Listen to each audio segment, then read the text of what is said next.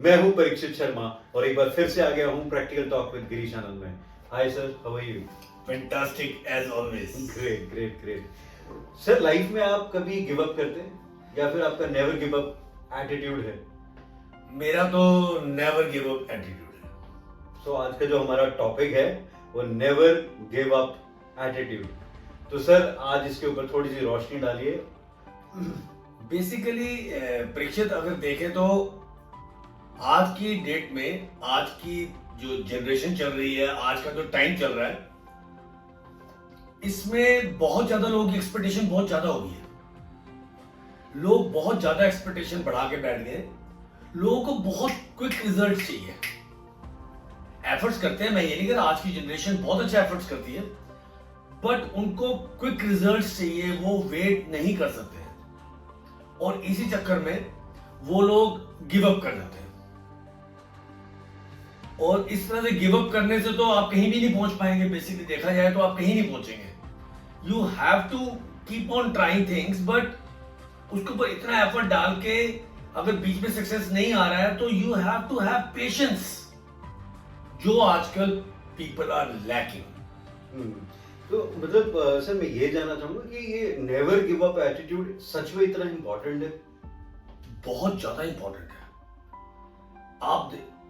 मतलब लिटरली अगर देखा जाए तो जितनी भी सक्सेस स्टोरीज हैं वो तभी आ पाती हैं जब लास्ट मोमेंट पे, जब आदमी सोचता है ना अब कुछ नहीं हो सकता, अब ये I think I should leave it, उसी के बाद तो वो गेम स्टार्ट होती है। ऐसी है कि आपके पास चाबियों का गुच्छा है और वो ताले को खोल रहे हैं, और जब 95 96 की पे पहुंच गए, 100 चाबियां आपके पास थी और वो लास्ट की 4 चाबियों में वो खुला था ताला और आपने वहां गिव अप कर दिया। खुलना तो था ही था, चाबी तो उसी गुच्छे में थी, बट हम लोग गिव अप कर जाते हैं, which is very very wrong.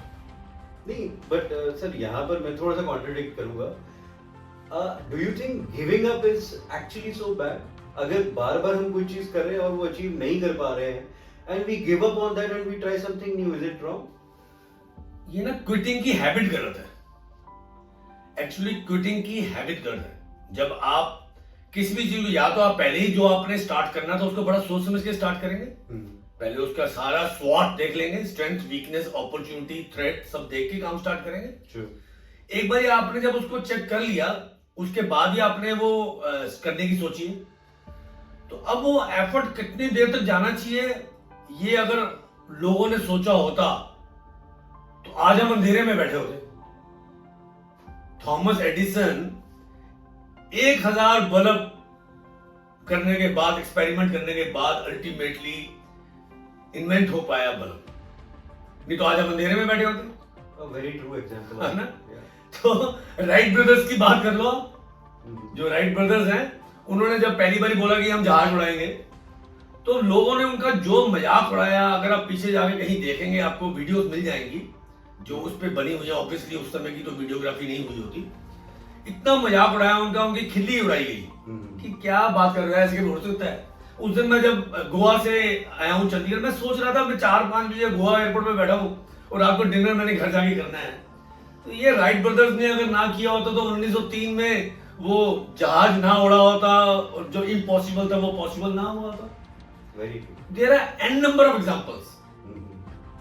तो आपने सुना ये जो नेवर गिव अप एटीट्यूड है, अगर वो आपके अंदर इनबिल्ट हो जाए तो आई थिंक आपके लिए कुछ भी काम मुश्किल नहीं है, राइट? मैं बड़ी मजा, अमिताभ बच्चन, द अमिताभ बच्चन, बिल्कुल, हाँ, उनका इतना अच्छा कैरियर चल रहा था, उन्होंने एक नई कंपनी फॉर्म करी, वो अल्टीमेटली कहीं लॉस भी चली गई और भयंकर लॉस भी चली गई। 1990 की बात है।